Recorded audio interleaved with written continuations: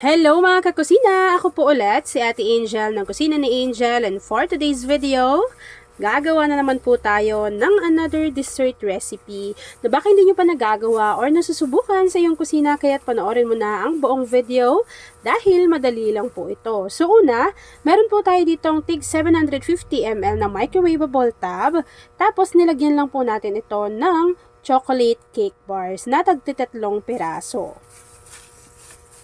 Ayan. Tapos po, i-flatten lang natin yan dito sa ating microwavable tub. So, kung mapapansin niyo dito, meron akong 3 piraso na mas dark yung kanyang color. Kasi po, natira ko lang to dito. Sayang naman kung di natin gagamitin. So, ito po ay dark chocolate na cake bar.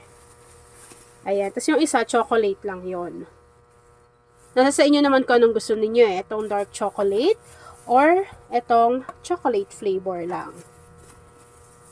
Tapos, since pwede kasi itong pang negosyo or pwedeng pamigay kapag nagawa nyo na, kaya nilalagay ko siya usually sa ganitong lagayan. Pag na-flatten na po natin siya dito sa ating lagayan, set aside muna natin to, and then gawin na po natin yung ating mixture. Para sa ating mixture, ito po yung kakailanganin natin. Una, kakailanganin po natin ng 1/3 cup nitong cornstarch. After po nun, kakailanganin natin itong Menu Magic na Buko Flavor Jelly Powder. So, ito po ay isang sachet or 24 grams. Yeah, so, ilagay lang natin to dito. After po nun, kakailanganin natin dito ng 3 cups of water. Tunawin muna natin yung ating dry ingredients. After adding ng ating 3 cups of water, hahaluin lang po natin ito ng maigi hanggang sa matunaw yung ating dry ingredients. And then, kakailanganin po natin dito ng Marie Condensada. So, 1 cup lang po yung gagamitin ko dito sa kanilang 1 kilo.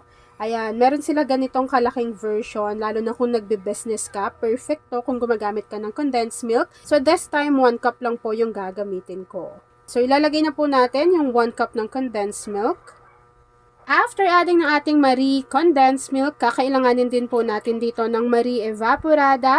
So, ito po ay meron siyang 380 grams. Ayan. So, ito rin, masarap din po yung kanilang evaporada and mura lang din to.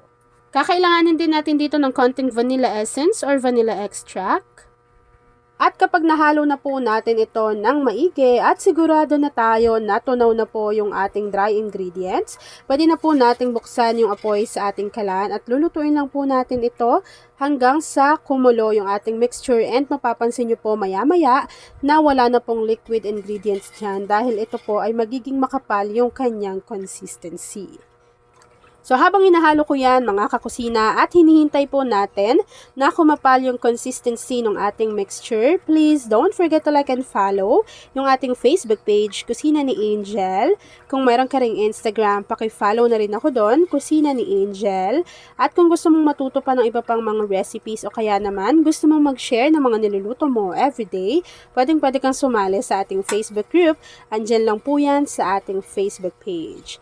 And i-follow nyo na rin po si ating yung Angel sa TikTok. I-search nyo lang Kusina ni Angel _official. Sino nga ba siya sa puso mo at kaya mong saktan ng tulad ko? Kayong lahat-lahat ng akin at pag-ibig ay binigay sa'yo. Sino nga ba siya at iniwan mo? Iniwan mong bigo tulad ko. May pagkukulang ba ka? Nagagawang saktan ng tulad ko. At ayan na nga mga kakusina, kumakapal na po yung consistency ng ating mixture. So maya-maya po, pwede na nating i-off yung apoy sa ating kalan at direct na po natin tong isasalin doon sa ating molder o yun sa ating lagayan na merong cake bar. At ayan na nga mga kakusina, ito na po yung sinet aside natin kanina na cake bar. Sas po, lagyan lang natin yan nung niluto natin na buko cream mixture. At ayan na nga mga kakusina, kapag na-transfer na po natin yung ating cream mixture dito sa ating lagayan, hihintayin lang po natin tong lumamig, mag-set at mag-firm. Then after po nun, maglalagay lang ako dyan or mag-dust lang tayo ng cocoa powder and then ipapakita ko na sa inyo kung ano yung natapos nating easy dessert recipe. At ayan na nga mga kakusina, kapag nag-set na or nag-firm na yung ating recipe, test time, pwede na po natin tong i-enjoy.